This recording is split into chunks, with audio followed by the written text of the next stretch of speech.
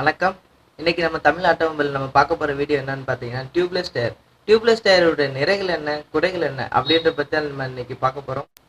அதுக்கு முன்னாடி இது போன்ற கார் சம்பந்தமான வீடியோஸை நீங்க தொடர்ந்து பார்க்க கீழே ரெட் கலர் சப்ஸ்கிரைப் பட்டன் இருக்கும். அதை கிளிக் பண்ணிட்டு அது பக்கத்துல ஒரு பெல் சிம்பிளையும் கிளிக் பண்ணீங்கன்னா நம்ம வீடியோஸ் இனிமேல் நீங்க தொடர்ந்து பார்க்கலாம். இன்னைக்கு எல்லா மாடல் கார்லயும் சரி, பைக்லயும் சரி அதிகமா பயன்படுத்துறது என்னன்னு பார்த்தீங்கன்னா டியூப்லெஸ் டயர் தான். அதற்கு காரணம் அதோட நன்மைகள் தான்.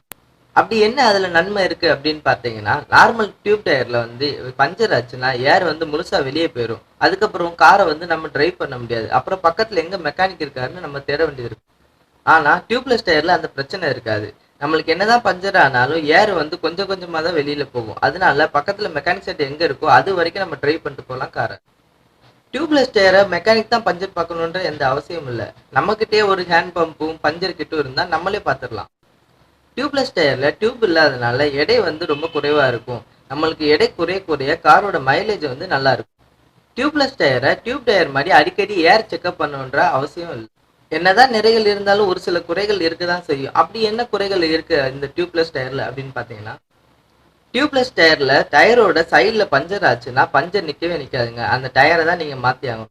அந்த மாதிரி டைம்ல நம்ம என்ன பண்ணலாம் அப்படின்னா, அந்த டியூப்லெஸ் டயர்ல ஒரு டியூப்பை போட்டுட்டு நம்ம அவசரத்துக்கு ஸ்டெப்னி யூஸ் பண்ணிக்கலாம். டியூப்லெஸ் டயர் மாட்டிருக்க டிஸ்க் வந்து லைட்டா பெண்ட் ஆனாலும் ஏர் வந்து லீக் ஆக ஆரம்பிச்சிடும். ஆனா அந்த டியூப் டயர்ல அந்த பிரச்சனை இருக்காது. இன்னொரு முக்கியமான ஒண்ணு என்னன்னு பாத்தீங்கன்னா, டியூப் டயரை விட டியூப்லெஸ் டயர் வந்து விலை அதிகமா இருக்கும். என்னதான் சின்ன சின்ன குறைகள் இருந்தாலும் டியூப்லெஸ் டயர் தான் பெஸ்ட்ன்றத நான் சொல்வேன். உங்களுக்கு எந்த டயர் பிடிக்கும், ஏன் பிடிக்கும் அப்படின்றத கீழே கமெண்ட் பண்ணுங்க. இந்த வீடியோ உங்களுக்கு பிடிச்சிருந்தா லைக் பண்ணுங்க, உங்க ஃப்ரெண்ட்ஸுக்கும் ஷேர் பண்ணி சப்போர்ட் பண்ணுங்க. நன்றி.